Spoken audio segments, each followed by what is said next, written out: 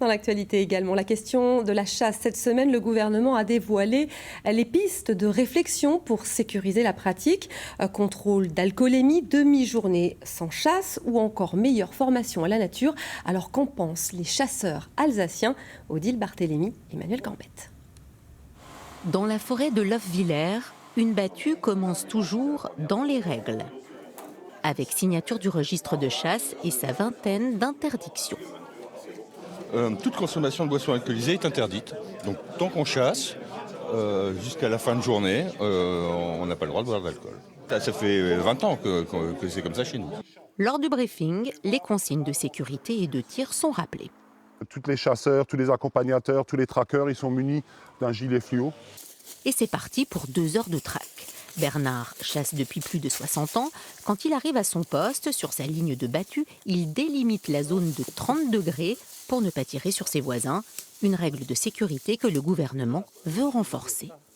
Et je sais très bien maintenant que, au-delà de cette souche, de ce buisson, je vais pouvoir tirer vers le haut, mais en aucun cas je ne tirerai à l'intérieur de cet angle. Les angles de tir ont démontré leur efficacité pour limiter les accidents entre chasseurs. Quant aux promeneurs, la signalisation doit les mettre en garde. Il y avait un panneau, l'idée c'est de pas passer par là et la forêt elle est assez grande quoi. Et concrètement au lieu de prendre à gauche, on avait prévu de partir à gauche direction Lichtenberg. Et on a pris à droite et on a trouvé nos champignons et il n'y a pas de problème. De temps en temps, on entendait des coups de fusil et je me suis dit, c'est quand même pas prudent de venir quand il y a la chasse.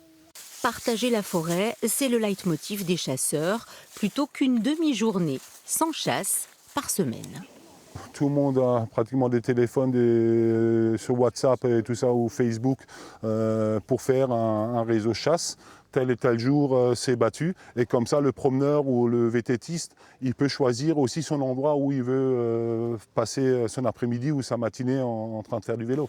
Développer des applications mobiles fait aussi partie des autres pistes du gouvernement pour sécuriser la forêt.